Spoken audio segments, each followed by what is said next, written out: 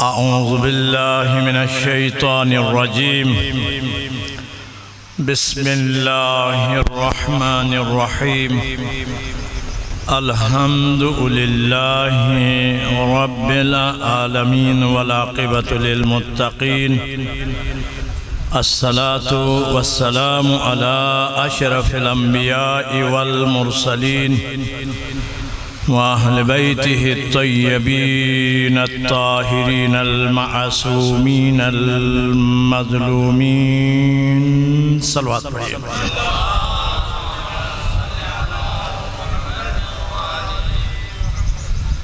أما بعد فقد قال الله تبارك وتعالى في كتاب المجيد وخطابه الحميد وهو أصدق الصادقين وقوله الحق.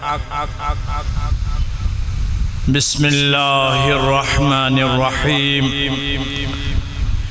قل لا أسألكم عليه أجرا إلا المودة في القربى. ثم قال الله تعالى عز وجل إنما يريد الله ليذهب عنكم الرجس أهل البيت ويطهركم تطهيرا.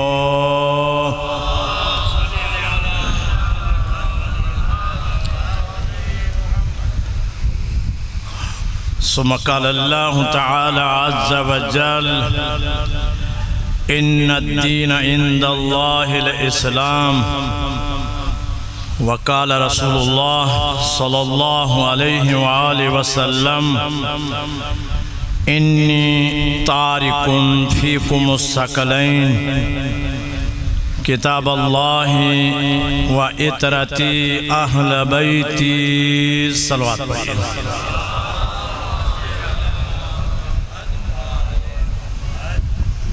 حضران محترم، اللہ تبارک و تعالی آپ تمام کا اس فرش اعضاء میں تشریف فرما ہونا عبادت میں شمار فرمائیں.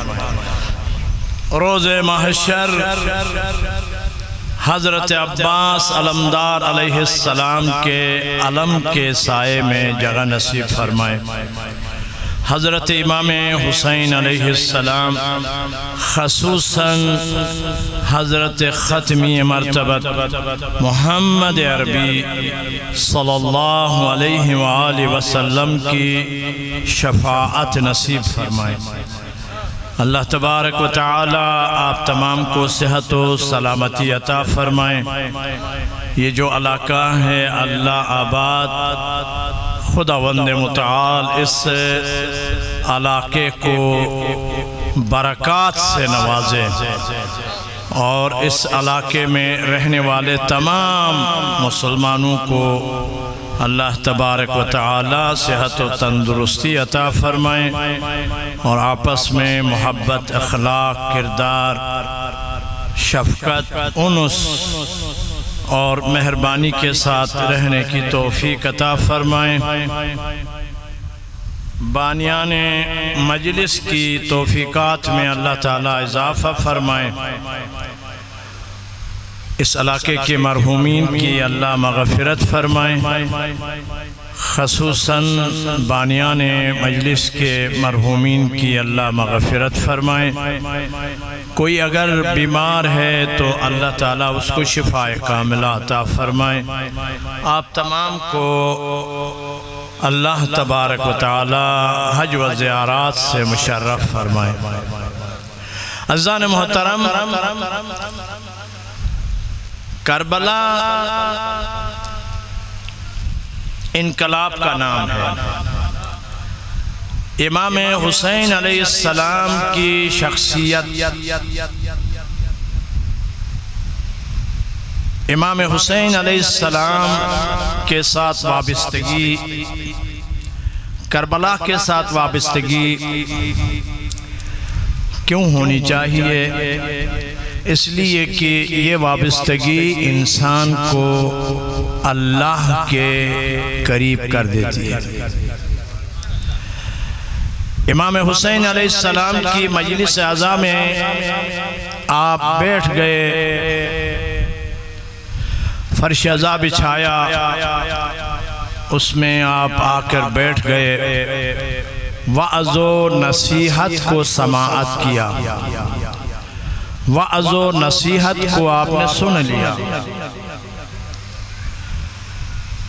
واضح رہے کہ یہ جو امام حسین علیہ السلام کا ذکر ہے، یہ جو وعظ و نصیحت ہے، یہ رحمت ہے، رحمت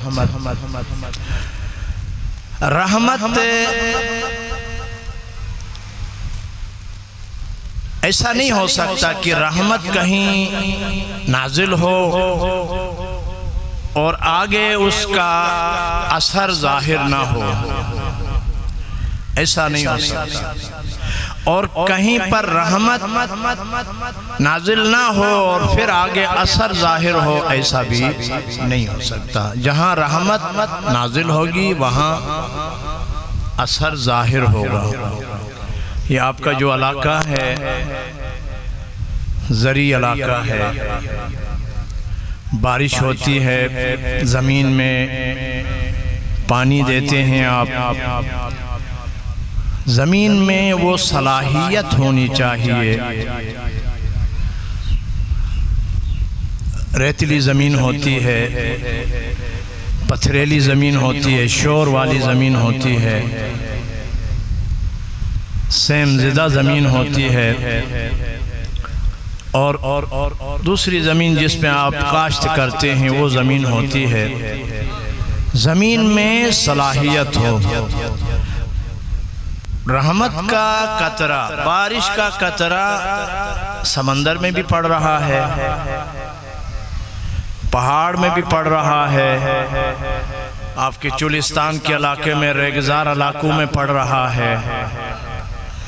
رحمت کا قطرہ ہر جگہ پڑ رہا ہے، لیکن کوئی زمین ہوتی ہے جس کے اندر انقلاب پیدا ہوتا ہے۔ رحمت کا نتیجہ انقلاب ہے۔ زمین جس میں قطرہ پڑے اس کے اندر انقلاب آ جاتا ہے، نمکیات پیدا ہوتے ہیں۔ جب نمکیات پیدا ہو جائیں تو اس سے کومپل نکلتی ہے، شگوفہ نکلتا ہے، پھر نیچے جڑیں ہوتی ہیں۔ جڑیں نظر نہیں آتی ہیں، جڑیں نظر نہیں آتی ہیں، لیکن جڑوں کا ایک بہت بڑا سسٹم ہوتا ہے، اس کو روٹ سسٹم کہتے ہیں۔ یہ بچے سکول کالجوں میں پڑھتے ہیں، یہ نظر نہیں آتے ہیں۔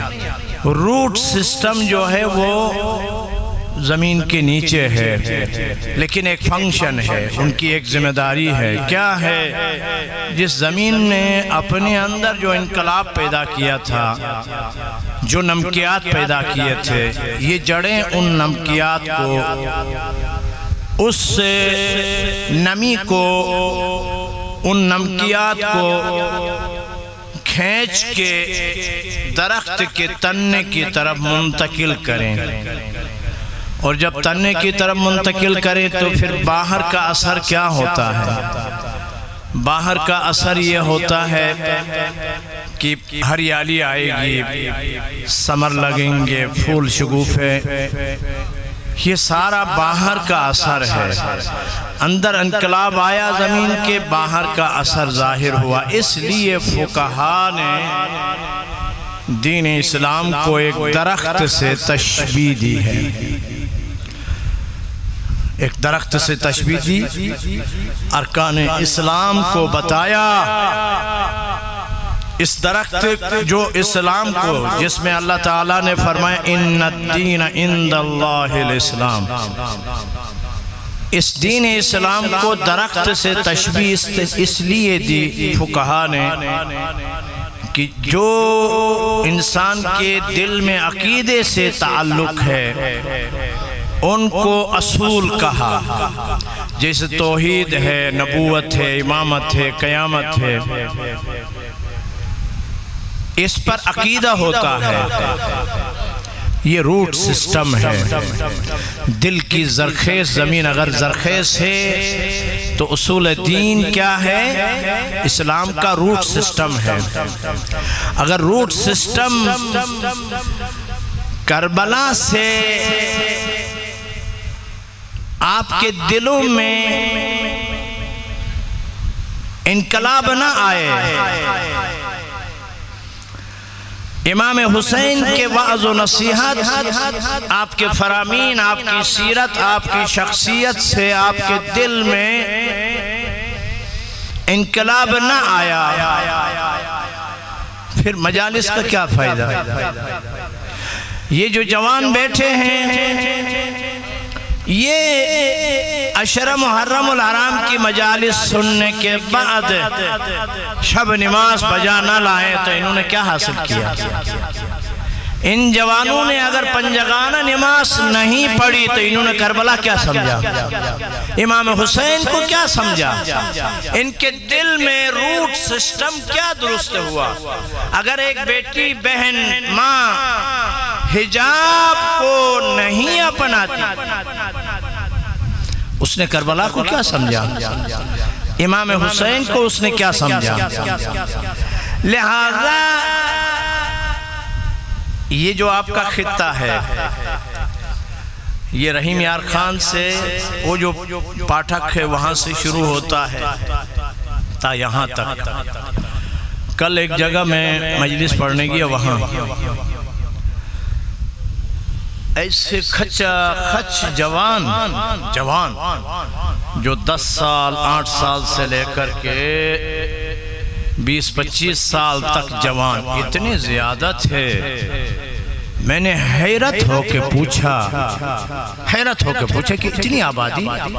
مجھے بتایا گیا کہ اس حلقے میں صوبائی حلقہ ہے، اس حلقے میں 70% ووٹ مومن کا ہے۔ 70%، اتنی بڑی آبادی۔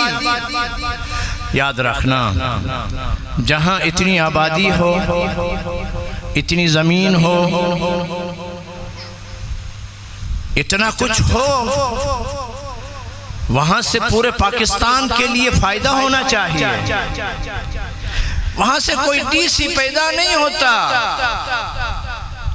کہیں پہ وہاں سے کوئی ایس پی پیدا نہیں ہوتا، کوئی کرنل، کوئی جرنل کوئی پیدا نہیں ہوتا، کوئی معیاری انسٹیٹیوٹ نہیں ہے، کوئی معیاری یونیورسٹی نہیں ہے، کوئی معیاری کالج نہیں ہے، کوئی معیاری سکول نہیں ہے۔ آبادی بھی ہے، زمینیں بھی ہیں۔ میں نے وہاں بتایا یہ زمینیں کل سوسائٹی والے لے لیں گے، یہاں لوگوں کے کوٹھیاں بنیں گے۔ آپ نے مستقبل کے بارے میں کیا سوچا ہے؟ آپ نے کربلا سے کیا سیکھا ہے؟ جب آپ کے پاس کرسی نہ ہو تو آپ مجلس کی اجازت نہیں لے سکتے۔ علاقے کا SHO آپ کو آنکھیں دکھاتا ہے، یہ بہت بڑا ظلم ہے۔ عزاداری سید الشہداء، عزاداری سید الشہداء، اہل بیت سے محبت، اہل بیت سے مودت، اہل بیت سے وابستگی، امامت پہ عقیدہ، عزاداری سید الشہداء ارکان اسلام میں رکن ہے۔ یہ اسلام ہے میرے لیے۔ اگر میں کسی کے لیے توحید پہ پابندی لگاؤں، دنیا چوک اٹھے گی۔ جس طرح توحید ارکان اسلام میں ایک رکن ہے، جس طرح نبوت ارکان اسلام میں رکن ہے، جس طرح قیامت پہ عقیدہ ارکان اسلام میں ایک رکن ہے، جس طرح نماز روزہ ارکان اسلام کے ارکان ہیں، اسی طرح عزاداری سید الشہداء، اہل بیت اطہار علیہ السلام سے محبت و مودت، ان کے ساتھ وابستگی اور امامت پر عقیدہ، یہ اسلام کا رکن ہے، یہ میرے عقیدے کا حصہ ہے، میرے ایمان کا حصہ ہے۔ اس پہ پابندی لگا کر، اس کو اجازت سے مشروط کر کے، اس پہ اجازت کے لیے لے تو لال کر کے، یہ ملت امامیہ کے ساتھ، ملت اسلام کے ساتھ بہت بڑا ظلم ہے، بہت بڑا ظلم ہے۔ جب آپ ایسا کیوں ہے؟ یہ آپ کا حق ہے، ایسا کیوں ہے؟ عزیزان آپ کے پاس کرسی نہیں ہے، آپ نے اپنے ہدف کو سمجھا نہیں ہے۔ ایک بچہ سکول جاتا ہے، اس کی کیا ذمہ داری ہے؟ ایک بچہ ماں اپنی جولی میں شعور دیتی ہے، اس کو غذا کھلاتی ہے، اچھے برے کی تمیز سکھاتی ہے، ہاتھ سے پکڑ کے چلانا سکھاتی ہے، اس کو بڑا کر کے سکول میں داخل کرتی ہے۔ اس بچے کی کیا ذمہ داری ہے؟ وہ بچہ اپنی ذمہ داریوں کو سمجھ لے۔ اگر وہ کربلا کو سمجھنا چاہتا ہے، کربلا سے وابستہ ہونا چاہتا ہے، امام حسین سے وابستہ ہونا چاہتا ہے، تو سب سے پہلے وہ اپنی ذمہ داریوں کو سمجھے۔ یہ آپ کی ذمہ داری ہے، آپ اہل بیت کے یہاں سفیر ہیں، آپ کی ذمہ داری ہے۔ آپ کے علاقے میں اگر معیاری انسٹیٹیوٹ نہیں ہے، معیاری سکول نہیں ہے، معیاری کالج نہیں ہے، اور آپ کے بچے کھیل کود میں وقت ضائع کر رہے ہیں، آپ کے بچے محض پڑھ رہے ہیں، باقاعدہ محنت سے نہیں پڑھ رہے ہیں، اگر آپ کے بچے میرٹ پر نہیں اترتے ہیں تو یہ آپ کی طرف سے ان بچوں کے اوپر ظلم ہے۔ ان بچوں کی ذمہ داری ہے کہ یہ محنت سے پڑھیں۔ ابھی آپ دیکھیں ایک اتنا بڑا خطہ ہو، زمینیں بھی ہوں، آبادی بھی ہو، آپ لاہور جائیں، لاہور میں جائیں آپ، سمن آباد میں ظفر کالونی میں مومنین کی آبادی ہے، امامیہ کالونی میں مومنین کی آبادی ہے، ٹھوکر نیاز بیگ میں مومنین کی آبادی ہے۔ پورے پاکستان میں کہیں ایس پی ملے گا، کہیں ڈی سی ملے گا، کہیں ایس سی ملے گا، مومنین کے کام کر رہے ہیں نا، کچھ تو کر رہے ہیں، انہوں نے اپنی ذمہ داری کو سمجھا ہے۔ یہ مٹھی بھر ہیں، کوئٹہ کے ہزارہ، کوئٹہ کے ہزارہ مٹھی بھر ہیں بیچارے، وہ تو اتنے مارے جاتے ہیں، دھماکوں میں، فائرنگ میں اتنے وہ نقصان ہوتے ہیں، اس کے باوجود مٹھی بھر ہیں، لیکن وہ اپنی ذمہ داری سے غافل نہیں ہیں، اپنے بچوں کو معیاری پڑھاتے ہیں، ان کے پاس غربت ہے، افلاس ہے، اس کے باوجود پڑھاتے ہیں۔ محنت، آپ تو زمیندار لوگ ہیں، آپ کے پاس تو بینسیں ہیں، دودھ ہے دستیاب، ہر چیز ہے،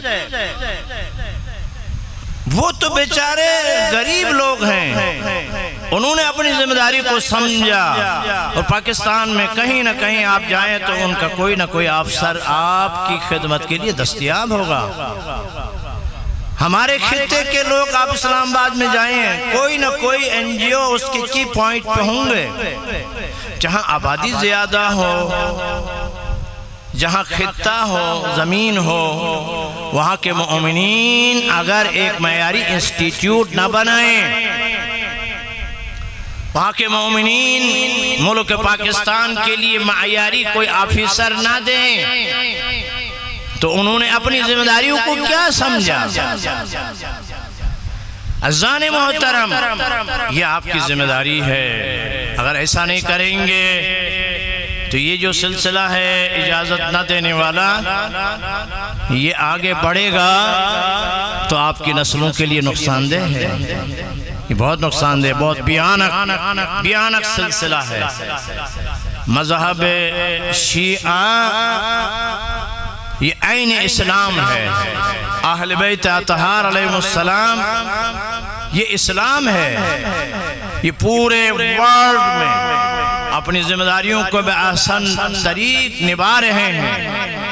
وہ عالم طاغوت سے نبرت آزما ہے، عالم طاغوت کے خلاف میدان عمل میں تشیع اللہ کی خوشنودی کے لیے ہمہ جہد، ہمہ وقت میدان میں موجود قوم ہے، اپنی ذمہ داریوں سے غافل نہیں ہے۔ اگر غافل ہیں تو یہ خطہ ہے۔ میں آپ کو تاکید کرتا ہوں کہ دیکھیں، معیاری انسٹیٹیوٹ بناؤ، معیاری سکول بناؤ، معیاری کالج بناؤ، اپنے بچوں کو معیاری پڑھاؤ، ان کو میرٹ کے لیے تیار کرو، انہیں آگے بڑھاؤ تاکہ آپ کی ملت کے لیے دشواری نہ ہو، دشمن نے بہت خطرناک کام کیا. ایک طرف سے ناصبیت کہ بعض ناصبی ممالک نے ان کی جان بوجھ کے آبیاری کی، پاکستان کے مسلمانوں کو پریشانی سے دوچار کیا. ناصبیت نے کیا کیا؟ دہشت گردی نے کیا کیا کہ مسلمانوں کو آپس میں لڑایا. مسلمان اگر ہوش کے ناخن نہ لیں، متحد نہ ہو جائیں، ان کو کیا مل رہا؟ یہ ضد بازی میں ایک دوسرے کا نقصان کر رہے ہیں. وہ مل کے آگے بڑھیں، محنت کریں، ان اسلام کو مضبوط کریں، اپنے خطے کو اسلام کے لیے زرخیز بنائیں، دشمن کی چالوں کو ناکام بنائیں، آپس میں متحد ہو کر رہیں، ترقی کی راہ پہ گامزن ہوں.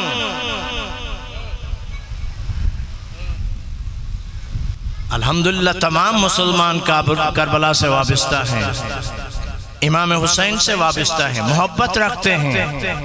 یہ سازشی عناصر، ناصبیت اور بعض نام نہاد ناصبی ممالک مسلمانوں کو لڑا رہے ہیں. اور ملت شیعہ دو کناروں سے نقصان کی زد میں ہے. دو کناروں سے. 10 سال 20 سال پہلے یہ نہیں تھا. دو کناروں سے نقصان کی زد میں. ایک کنارہ ناصبیت حملہ آور ہے، اس کا کام ہے کوئی بھی مومن آفیسر ہے اس کو ٹارگٹ کلنگ کرنا.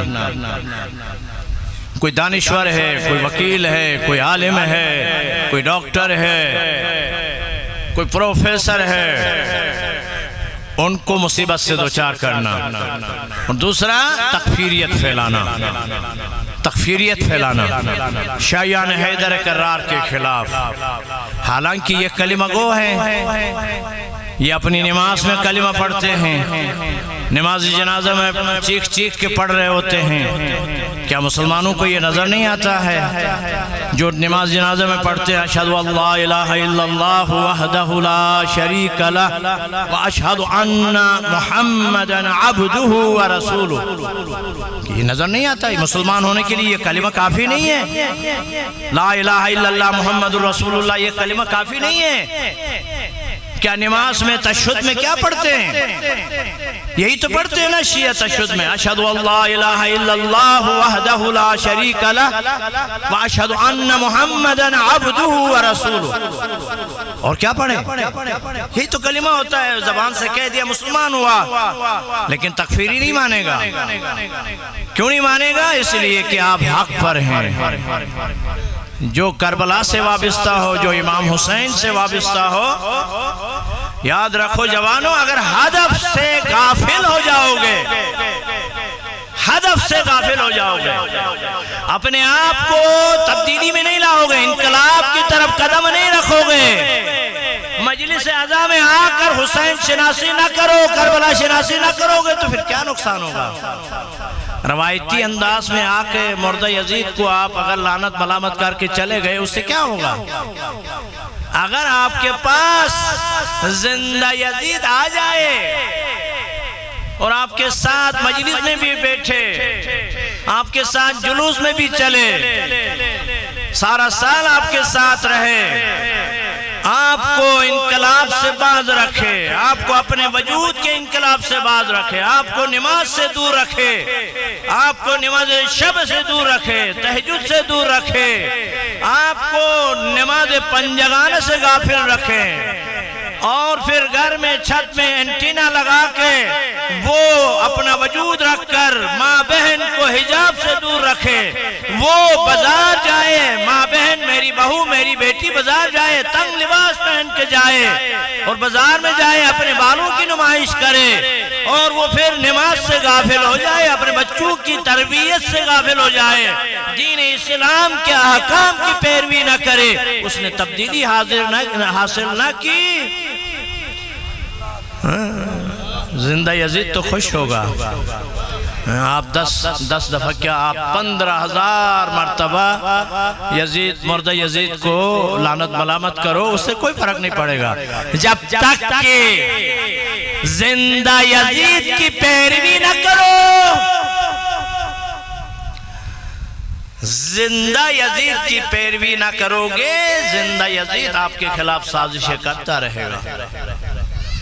جس دن اس کی پیروی میں ہو وہ خوش ہے آپ سے، لیکن اس کی پیروی کو ترک کرو گے، اپنے نکاح کو اسلامی بناؤ گے، اپنی شادیوں کو اسلامی بناؤ گے، اپنے رہن سہن کو اسلامی بناؤ گے، کربلا سے وابستہ رہو گے، امام حسین سے وابستہ رہو گے، حضرت زہرا سے وابستہ رہو گے، اپنے وجود میں انقلاب لاؤ گے، اپنے وجود کو اسلام کے لیے زرخیز زمین کی مانند تیار رکھو گے، تو یہی چیز زندہ یزید سے لا تعلقی ہے، زندہ یزید سے بیزاری ہے، زندہ یزید سے دوری ہے۔ والدین اپنے بچوں کو جوان کرتے ہیں، دل کی امنگ ہوتی ہے، اولاد اپنے بچوں کی تربیت کرتے ہیں والدین، اولاد جوان ہو جائے اور اپنے والد کا احترام نہ کرے، اپنی ماں کا احترام نہ کرے، ماں کی زندگی میں اس کے لیے راحت کا سامان نہ دے، باپ کی زندگی میں اس کو خوشی نہ دے، اس کو آرام و آسائش کا خیال نہ رکھے، اس کو نقصان پہ نقصان دے، غلط سوسائٹی پہ چلے، غلط سوسائٹی پہ جا کے نشہ باز بنے، نماز سے دور ہو۔ کون والد چاہتے ہیں کہ ان کا بچہ نماز نہ پڑھے؟ نماز سے دور ہو، اللہ سے دور ہو، قرآن سے دور ہو، اسلام سے دور ہو، والدین کو اذیت پہنچائیں اور پھر عزاداری میں آ کے اچھل کے ماتم کرے، کیا فائدہ اس ماتم کا؟ عزاداری تو سارا سال انسان کو کربلا سے جوڑنے کے لیے ہے۔ عزاداری میں آ جائے حسین شناس نہ بنے، عزاداری میں آ جائے کربلا شناس نہ بنے۔ کربلا تو ایک دوسرے کے ساتھ احترام اور احساس کا نام ہے، کربلا تو اطاعت خداوندی کا نام ہے، کربلا تو امامت کے ساتھ متصل رہنے کا نام ہے، کربلا تو ولایت کے ساتھ جڑ جانے کا نام ہے۔ وہ جوان اپنے آپ کو والدین کا فرمان بردار نہیں بنا رہا ہے، وہ امام حسین کا فرمان بردار کہاں سے بنے گا؟ اس نے اپنے رب کو فراموش کر دیا ہے۔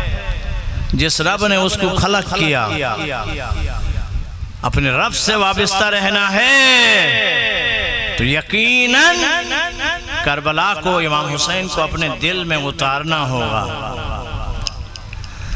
ایک طرف سے ناسبیت حملہ ہے اور اس کا نقصان، ایک تو افراد کو قتل و غارت گری سے، اور دوسرا تکفیریت سے، حتیٰ کہ 10ویں کلاس میں، یہ جو بچے 10ویں میں پڑھ رہے ہیں یہ اس کی گواہی دیں گے، یہ سکولوں میں پڑھ رہے ہیں۔ 10ویں کلاس میں ایک مضمون ہے کربلا میں گرمی کی شدت، ایک مضمون ہے۔ پڑھانے والا اس بات کو جانتا ہے کہ کربلا میں گرمی کی شدت میں پڑھاؤں گا تو وہاں پر حسین کا نام آئے گا، اصحاب حسین کا نام آئے گا، اس سے شیعہ کو فائدہ جائے گا، لہذا وہ پہلے شیعہ کو تکفیر کرتا، شیعہ کو کنڈم کرتا، کلاس میں کنڈم کرتا ہے، پہلے شیعہ کو کنڈم کرتا ہے، کہتا ہے یہ مسلمان نہیں ہوتے، یہ کافر ہوتے ہیں، پھر وہ مضمون پڑھاتا ہے۔ یہ ظلم نہیں ہے، یہ کیا ہے کہ میرا جوان آج اپنی ذمہ داریوں سے غافل ہے، تقوی سے خالی ہے۔ تکفیریت یہ ایک وائرس ہے، تکفیریوں نے شیعوں کے خلاف اس کو استعمال کیا ہے۔ دوسرا نصیریت، نصیریت دوسرے سرے سے حملہ آور ہے۔ یہ نصیریت ایسے ایسے رنگ دکھائیں گے، عام مسلمانوں کو کربلا سے متنفر کریں گے، عام مسلمانوں کو مجلس میں آنے نہیں دیں گے، عام مسلمانوں کو امام حسین سے دور کریں گے، عام مسلمانوں کو مجلس میں آ کر وعظ و نصیحت سننے نہیں دیں گے، اور ایسی کوئی بات کر دیں گے کہ آگے سے تکفیری اسی کو جواز بنا کے کافر کافر شیعہ کہیں گے۔ یہ دو چیزیں، یہ نصیریت، غالیت اور تکفیریت، اس نے ملت جعفریہ کو بہت نقصان دیا۔ لیکن بارڈر کی جنگ آسان ہے، ہماری فوجیں لڑ رہی ہیں، بارڈر کی جنگ آسان ہے، بارڈر کی جنگ، تکفیریت کی جنگ آپ اگر لڑیں گے تو بہت آسان ہے، وہ آسان ہے، آپ کے علماء کافی ہے جواب دینے کے لیے۔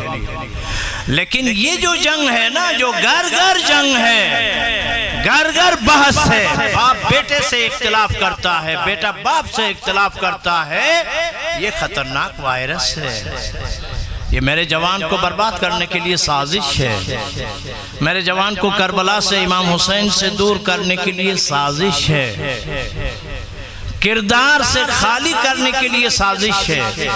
آج کا جوان ایک جہد سے اپنی ذمہ داری کو نبھائے، آج کا رئیس زمیندار ایک جہد سے اپنی ذمہ داری کو نبھائے۔ آپ اپنی زمینوں میں اچھا معیاری انسٹیٹیوٹ بناؤ، اس میں آپ کے بچے معیاری تعلیم حاصل کریں، آپ کے بچے اپنی ذمہ داریوں کو نبھائیں اور محنت سے پڑھیں، والدین کا احترام کریں اور اپنے وجود کے اندر انقلاب پیدا کریں، مستقبل کے لیے سرمایہ بنے، صرف یہ علاقہ نہیں، پورے ملت کے لیے، پاکستان کے لیے، مسلمانوں کے لیے سرمایہ بنے، غربا کے لیے آسرا بنے۔ یاد رکھنا، اگر آپ سوچیں، اگر آپ غور کریں، قدم قدم پر ہماری تربیت کی ضرورت ہے۔ چھوٹی سی مثال، عموماً ہم کہتے ہیں کہ فلاں بندے نے فلاں کے ساتھ ناراضگی کر کے ہمیں فائدہ پہنچایا، عموماً ہم یہ کہتے ہیں فلاں ہمارے دوست یار، اس کو کیسے نظر انداز کریں، ہماری خاطر اس نے فلاں بندے کو نقصان پہنچایا اور ہمیں فائدہ پہنچایا۔ یہ ہمارا کلچر ہے، ہم خوش ہوتے ہیں۔ یہ اخلاق کے خلاف ہے، قدم قدم پہ ہماری ملت کی جوان کی تربیت کی ضرورت ہے۔ امام جعفر صادق علیہ السلام فرماتے ہیں کہ ایسے فائدہ پہنچانے والے سے بچو جس نے آج آپ کی خاطر کسی کو نقصان پہنچایا ہے تو کل کسی کی خاطر آپ کو بھی نقصان پہنچا سکتا ہے۔ فارمولہ کیا ہے اخلاقیات کا؟ فارمولہ یہ ہے کہ کوئی دوست آپ کو فائدہ پہنچاتا ہے تو کسی کو نقصان نہ پہنچائے، کسی کو نقصان پہنچا کہ وہ فائدہ مجھے قبول نہیں ہے۔ قدم قدم پہ ہماری اصلاح کی ضرورت ہے۔ ہمارا بیانیہ، یہ جھگڑے کیوں ہیں؟ یہ بیانیہ ابتدا میں ہمارے معاشرے میں غلط استوار ہوا ہے۔ قدم قدم پہ عبادت ہے، قدم قدم پہ۔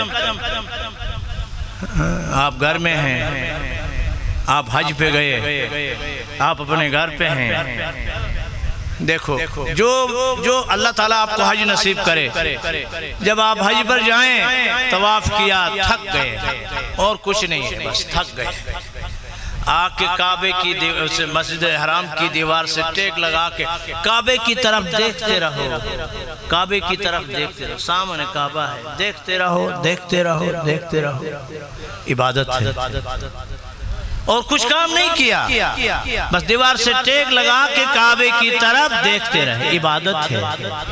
آپ اپنے گھر میں ہیں، ضعیف باپ ہے، ضعیف ماں ہے، سامنے بٹھاؤ، شام کو بھی بٹھاؤ، سونے سے پہلے ضعیف ماں ضعیف باپ کو سامنے بٹھاؤ، دیر تک دیکھتے رہو، چہرے کی طرف دیکھتے رہو۔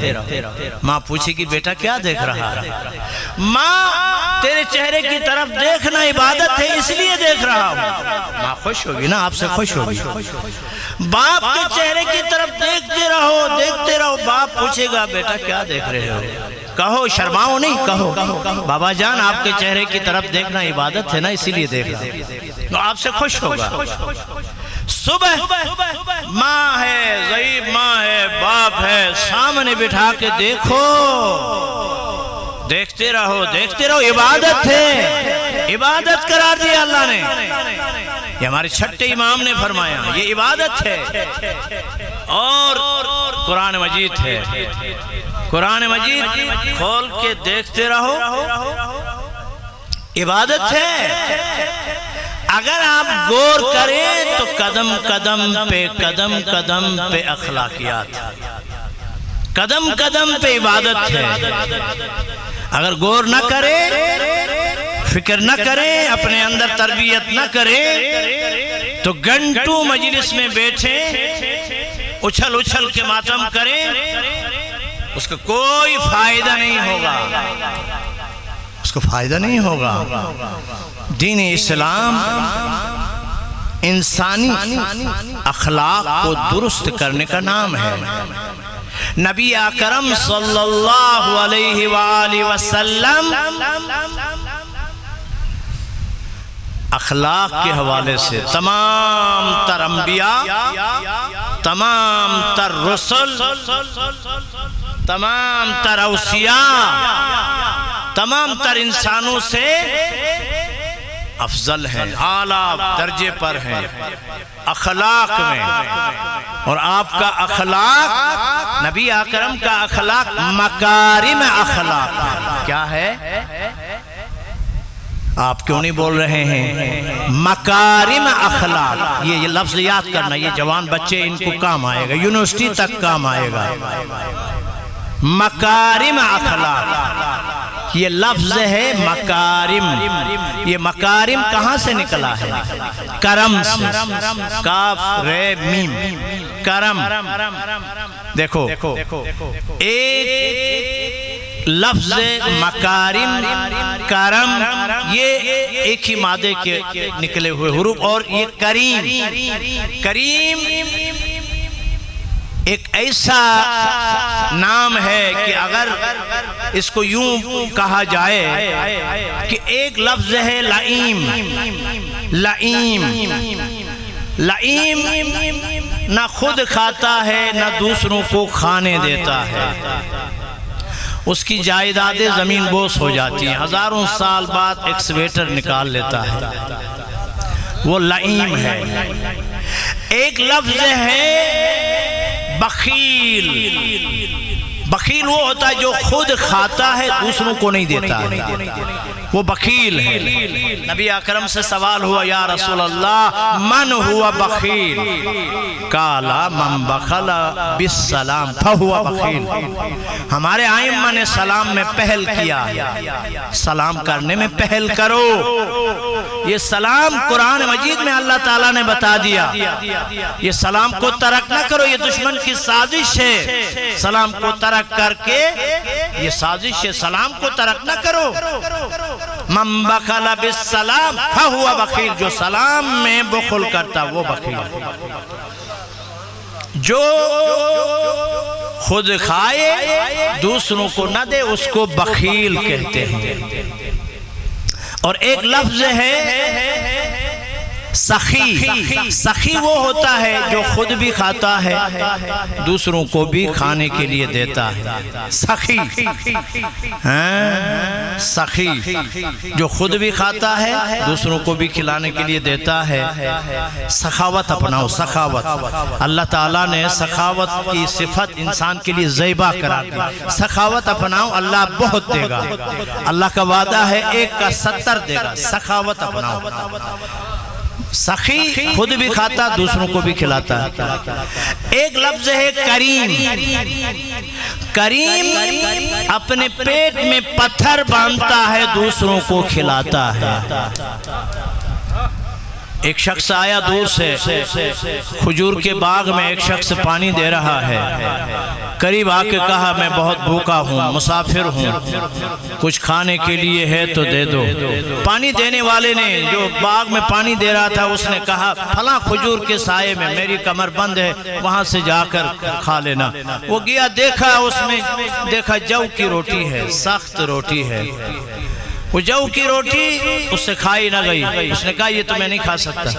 اچھا تمہیں اچھی غذا تو ابو الحسن کے گھر میں ملے گی۔ کہاں ہے؟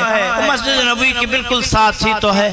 اچھا میں ادھر جاتا ہوں۔ وہاں گیا، دیکھا جوانان جنت ہیں، حسن و حسین ہیں، عباس ہے، ارے جعفر ہیں، عباس ہیں، پانی پلا رہے ہیں، کھانا طعام کھلا رہے ہیں۔ جو آ رہا سیر ہو کے کھاتا ہے، سیر ہو کے لے کے جاتا ہے، وہ شخص جاتا ہے، ایک نوالا کھاتا ہے، ایک الگ رکھتا ہے، ایک کھاتا ہے، ایک الگ رکھتا ہے۔ امام حسن نے فرمایا اے شخص تسلی سے سیر ہو کے کھا لینا، جتنا چاہیے تمہارے ساتھ روانہ کیا جائے گا۔ اس نے کہا نہیں مجھے نہیں چاہیے۔ ایک کریم شخص نے اس طرف رہنمائی کی ہے، میں بھول جاؤں کہیں ایسا نہ ہو، اس لیے نوالے الگ کرتا ہوں کہ وہ بھوکا ہے، میں اس کو دینا چاہتا ہوں۔ اس کا پیٹ کمر سے لگ چکا ہے، اس نے پتھر باندھے ہیں، ایک کریم شخص نے مجھے رہنمائی کی ہے۔ تو امام حسن نے فرمایا اے شخص، جس کریم شخص کی تو بات کر رہا ہے، یہ دسترخوان اسی کا بچھا ہوا ہے۔ مکارم۔ اب میں نے آپ کو بتا دیا، اب نتیجہ میں دے رہا ہوں، آپ کو نتیجہ دے رہا ہوں۔ یہ میری بیٹیاں ہیں، یہ بھی اس نصیحت کو اپنائیں، آپ بھی اس نصیحت کو اپنائیں۔ یہ مکارم اخلاق، ابھی آپ نے سمجھ لیا کریم کس کو کہتے ہیں، کرم کس کو کہتے ہیں۔ خود اپنی ضرورت کو قربان کرنا دوسرے کے لیے، اپنی ضرورت پر کسی کی ضرورت کو ترجیح دینا، کرم سے نکلا۔ نبی اکرم نے حضرت علی ابن ابی طالب کو جب ان کی ولایت کا اعلان کیا نا، علی کی ولایت کا اعلان ہوا، نبی اکرم نے فرمایا ایھا الناس، یہ ذات پات، یہ اونچ نیچ، رنگ نسل، یہ تمام تفریق معاشرے سے میں اپنے پاؤں کے نیچے رون ڈالتا ہوں۔ اللہ کی بارگاہ میں وہ قریب ہے جو متقی ہے۔ تمہارے درمیان دو گراں چیزیں چھوڑے جا رہا ہوں، ایک قرآن مجید اللہ کی کتاب، اور ایک میری اطرت طاہرہ اہل بیت، اور یہ علی ابن ابی طالب۔ یاد رکھو میں نے تمہارے لیے نمازیں لائیں، روزے لائیں، حج لایا، احکام لائے، اخلاق لایا، کردار لایا، اسلام لایا، تاکہ تم بدبختی سے بچ جاؤ۔ میں تمام انبیاء کے آخر میں ہوں، تا قیامت کوئی نبی نہیں آئے گا۔ علی کی میرے ساتھ نسبت ہارون کی سی ہے، لیکن ہارون نبی تھے، میرے بعد نبوت کا سلسلہ ختم ہے، لیکن یاد رکھنا کہ میں تمام انبیاء پر گواہ ہوں، تمام انبیاء مجھے مولا مانتے ہیں، تمام انبیاء سے میں افضل ہوں اور آخر میں آیا ہوں۔ ایھا الناس، میں نے تمہارے لیے نماز، روزہ، احکام کو ذبح کیا، تمہارے نفوس کو پاک کیا کلمے کے ذریعے سے، ورنہ 7 سمندروں میں گوتے لگاتے رہو تم پاک نہیں تھے۔ ایھا الناس، یاد رکھنا جس کا میں مولا ہوں اس کا علی مولا ہے۔ تو علی ابن ابی طالب جیسے نبی تمام انبیاء کے مولا ہوئے، تو علی بھی تمام انبیاء کے مولا ہوئے۔ تو وہاں علی کی ولایت صرف دنیا کی ولایت نہیں تھی، اخروی اور دنیاوی دونوں ولایت کا اعلان کیا کہ جس کا میں مولا ہوں ہمیشہ کے لیے اس کا علی مولا ہے۔ یا علی اللہم صلی اللہ۔ قریب لا کے اصحاب تھے، لکھنے والے تھے، کاتبین تھے، بٹھایا، قریب لا کے فرمایا یا علی، مکارم اخلاق میں، توجہ ہے نا، مکارم اخلاق میں 3 باتیں بتاؤں گا، مکارم اخلاق میں 3 باتیں بتاؤں گا۔ آپ نہج البلاغہ دیکھیں اٹھا کر، پورا نہج البلاغہ ان 3 باتوں کے گرد گھومتا ہے۔ مکارم اخلاق میں 3 باتیں بتاؤں گا، میری امت کو بار بار وصیت کرتے رہنا، نصیحت کرتے رہنا۔ پہلی بات کہ جو تمہیں محروم رکھے اس سے عطا کرو۔ کیا ہے؟ مکارم اخلاق میں پہلی بات، جو تمہیں محروم رکھے اس سے عطا کرو۔ مثلا 5 6 4 بھائی ہیں، غریب تھے، یتیم تھے، مفلس تھے، مسکین تھے، ان کے چچے ماموں نے کوئی خبرگیری نہیں کی، ان کی جوتی نہیں تھی، کپڑے نہیں تھے، جیسے تیسے انہوں نے ریڈیا سنبھالی، ریڈیا چلائی، وقت نے پلٹا کھایا۔ جن چچوں کے پاس، جن ماموں کے پاس بہت دولت اور متاع ہونے کے باوجود خبرگیری نہیں کی، آج زمانہ بدل گیا، سایہ بدلتا ہے انسان کا۔ اس درخت کا سایہ ایک سیدھا نہیں رہتا، یہ بدلتا ہے۔ ہم نے اپنی آنکھوں سے دیکھا، سیالکوٹ کا لڑکا ہے، گجرانوالے کا ٹیچر ہے، اس ٹیچر نے ہمیں اپروچ کیا، مولانا صاحب بیٹی کا رشتہ ہے، کہیں رشتہ کراؤ۔ سیالکوٹ سے ایک فیملی نے رابطہ کیا، ہم نے مناسب جانا۔ سیالکوٹ کا آدمی، تعلیم نہیں تھی، کم تھی، 5ویں 6ٹی تعلیم تھی، 8ویں تعلیم تھی، لیکن بڑا بزنس مین تھا، اس کی اپنی انڈسٹری تھی۔ ہم نے ان کا رابطہ کرایا، ان کی خواہش تھی طرفین کی نکاح کے لیے مجھے لے گئے، میں گجرانوالا چلا گیا اسلام آباد۔ وہاں لڑکی کا باپ بہت افسوس کر رہا تھا کہ لڑکے کی تعلیم اعلیٰ نہیں ہے، لڑکے کی تعلیم اعلیٰ نہیں ہے، میں تو صاحب جائیداد لیکن اعلیٰ تعلیم نہیں ہے، لڑکی MSc ہے۔ اس پہ وہ احساس کر رہا تھا، بار بار احساس کر رہا تھا۔ اور جب نکاح پہ بیٹھے تو اس ٹیچر نے، جو ریٹائرڈ تھا، اس نے قریدہ، بیٹا میں نے سیالکوٹ میں ڈیوٹی دی ہے، آپ نے کیوں نہیں پڑھا ہے؟ تو اس بچے نے، جوان نے، بڑا گبرو خوبصورت جوان تھا، اس نے کہا کہ سر میں آپ کو پہچان گیا ہوں، میں آپ کو جانتا ہوں، میں وہ ہوں جس کو آپ نے مار کے کلاس سے نکالا تھا، اس کے بعد میں باغی ہوا تھا سکول سے، اور پھر جا کے میں نے بزنس کیا تھا۔ یہ وقت ہے، یہ چینج ہوتا ہے۔ جس کو سکول سے بغایا تھا اسی ٹیچر نے اپنی بیٹی اس کو دیا۔ یہ وقت ایک جیسا نہیں رہتا، اس درخت کا سایہ ایک جیسا نہیں رہے گا، کبھی ادھر آئے گا کبھی ادھر جائے گا۔ تو وہ غریب تھے، مسکین تھے، مامے چاچوں کے پاس بہت جائیداد ہے، انہوں نے کبھی خبرگیری نہیں کی، یہ بھوکے ہیں، افلاس میں کیا ہے، خبرگیری نہیں کی۔ انہوں نے ریڈیاں لگائیں، آج وقت نے پلٹ کھایا، مامے چاچے سارے مفلس اور غریب ہیں، زمینیں جائیدادیں بیچ لی ہیں، اور یہ جو ریڈیو میں آئے تھے وہ امیر ہیں، محلوں میں رہ رہے ہیں۔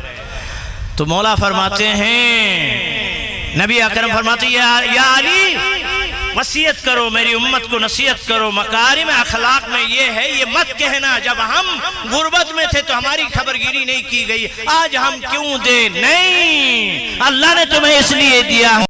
مکارم اخلاق کا تقاضا یہ ہے کہ تمہیں نہیں دیا تھا، تمہیں محروم رکھا تھا، تم انہیں عطا کرو۔ یہ مکارم اخلاق کی بات ہے۔ صلہ رحمی، جو تمہارے ساتھ، یہ بھی مکارم اخلاق کی بات ہے، جو تمہارے ساتھ قطع رحمی کرے تم صلہ رحمی کرو، جو تمہارے ساتھ قطع رحمی کرے تم صلہ رحمی کرو۔ اس نے فلاں وقت ہمارے ساتھ ناراضگی مول لی، ہماری فلاں شادی میں نہیں آیا، نہیں بھائی، اس نے قطع تعلق کیا ہے، قطع رحم کیا ہے، تم صلہ رحمی کرو تاکہ تمہاری عمر بڑھ سکے۔ اگر کوئی عزیز ناراض ہے، آپ کے گھر آنا جانا نہیں ہے، آج ہی اپناؤ، آپ کے گھر نہیں آتا، ناراضگی ہے، آپ کا رشتہ دار ہے، قریبی ہے، شام کا کھانا لے کر اپنے بیوی بچوں کے ساتھ اس کے گھر جاؤ۔ یار ہوتے ہم اپنے، تیرے بغیر ہمارا گزارا ہی نہیں ہوتا، کیا کریں، بس آ گئے آپ کے در پہ، جاؤ، آپ کی شان کم نہیں ہوگی، وہ شرمندہ ہوگا، آپ کو بٹھائے گا، اور جو کچھ پکایا تھا لے کر جاؤ، وہاں اکٹھے کھاؤ۔ صلہ رحمی عمر کو بڑھا دیتی، اس لیے نبی نے فرمایا مکارم اخلاق میں ہے۔ حضرت موسیٰ کے پاس دو آدمی، فرمایا یہ دونوں کل مر جائیں گے۔ دوسرے دن حواریوں نے آ کے کہا لوگوں نے، موسیٰ تو نے جو پیشن گوئی کی تھی، ایک تو مر گیا ایک بچ گیا، آپ کی پیشن گوئی آدھی پوری ہوئی آدھی نہیں ہوئی۔ فرمایا کہ اس کو بلاؤ، جو بچ گیا اس کو بلاؤ۔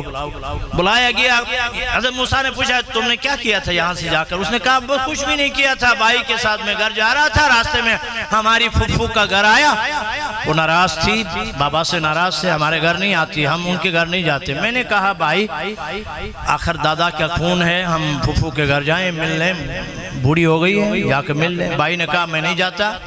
بھائی آگے گزر گیا، میں پھپھو سے ملا، سلام کیا، دعائیں دی، وہاں سے چلا گیا۔ موسیٰ نبی نے فرمایا کہ یاد رکھنا یہیں صلہ رحمی تمہاری عمر کو بڑھا چکی ہے۔ جو تمہارے ساتھ ظلم کرے ظرف وسیع رکھو، اپنا ظرف، جو تمہارے ساتھ ظلم کرے اپنا ظرف وسیع رکھو، کوشش کرو اس سے معاف کرو۔ اور اللہ کا کوئی دشمن ہے،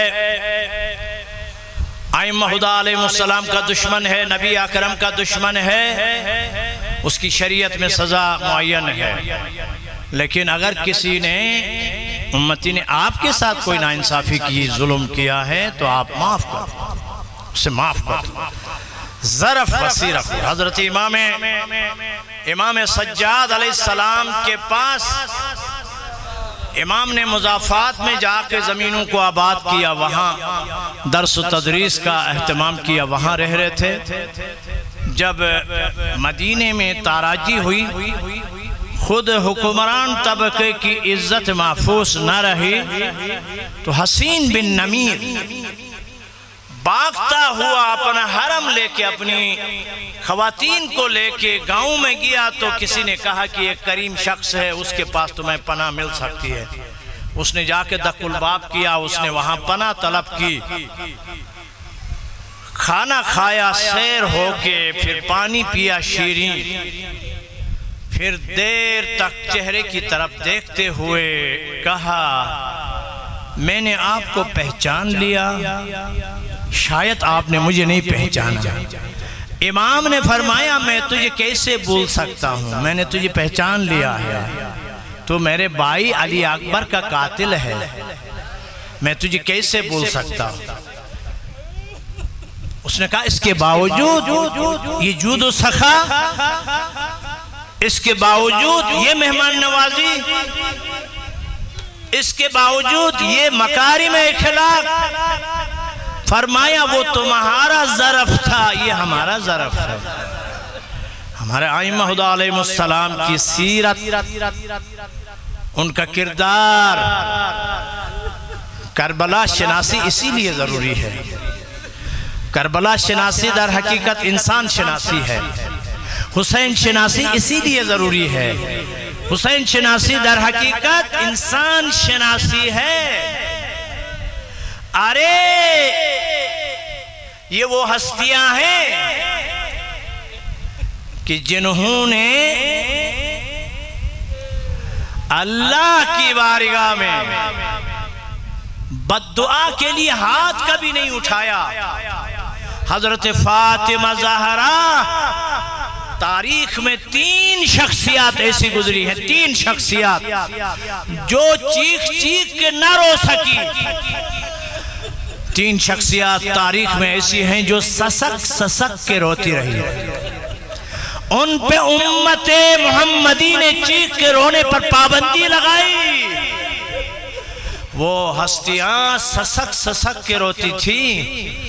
ایک فاطمہ زہرا ہے کہ جو جب خالی ہاتھ آئی دربار سے، اور اپنے گھر میں اپنے بچوں کے ساتھ تھی۔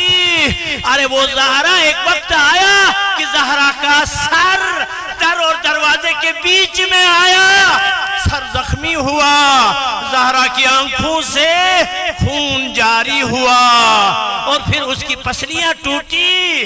جب پسلیاں ٹوٹی تو وہ زہرا بھی سسک سسک کے رو رہی تھی، وہ چیخ کے نہیں روئی۔ زمانے نے اس کو چیخ کے رونے پر پابندی لگائی۔ آپ تو خوش نصیب ہیں کہ آپ تو آواز کے ساتھ رو رہے ہوتے ہیں، لیکن وہ ہستیاں جو تاریخ میں ہیں وہ سسک سسک کے روئی ہیں۔ حضرت زہرا سلام اللہ علیہا، جنہوں نے اگر چیخ کے رونا شروع کر دیا، لوگوں نے آ کے کہا اے علی زہرا سے کہو کہ یہ اس طرح چیخ کر نہ رویا کرے، ہم ڈسٹرب ہوتے ہیں، ہمارے بچے بے سکون ہو جاتے ہیں، ہمارے گھروں میں سکون نہیں رہتا ہے۔ ارے مسلمانوں، تم نے زہرا کو کون سا سکون دیا ہے جو آج اپنے لیے سکون کی بات کر رہے ہو؟ یہ زہرا سسک سسک کے رو رہی تھی۔ اور ایک ہستی ہے حضرت زینب عالیہ، حضرت زینب عالیہ بے کجاوا اونٹ پر سوار تھی اور ہاتھ پشت گردن بندے تھے، مگر چیخ کے نہیں رو سکتی تھی۔ وہ زہرا جہاں بھی گئی، ثانی زہرا جہاں بھی گئی وہ سسک سسک کے روتی تھی، بے کجاوا اونٹ پہ سوار رہی مگر چیخ نہ رو سکی۔ اگر وہ بے کجاوا اونٹ پہ بھی ہے تو انہوں نے نمازوں کو ترک نہیں کیا، نوافل تک کو ترک نہیں کیا، لیکن جد بزرگوار کی امت نے انہیں رونے نہ دیا۔ درے بھی مارتے تھے، مطالبہ بھی کرتے تھے کہ آواز کے ساتھ نہیں رونا۔ زہرا اگر آواز کے ساتھ، زہرا کی بیٹی روئے، زہرا کی بیٹی اگر آواز کے ساتھ روئے تو زین العابدین پر درے لگتے تھے، آواز دیتے تھے پھوپھی اماں۔ وہ جب انہیں دیکھتی تھی تو پھر گٹھ گٹھ کے روتی تھی، چیخ کے نہیں روتی تھی۔ ایک ہستی ہے سکینہ بنت الحسین، جس کے کانوں سے بالیاں چھین کے تمانچے مارے گئے تھے، تب سے وہ اونچی آواز سے نہیں رو رہی تھی، وہ بھی گٹھ گٹھ کے رو رہی تھی۔ دربار یزید تھا اور قیدیوں کو ایک رسی میں باندھ کے لایا گیا تھا۔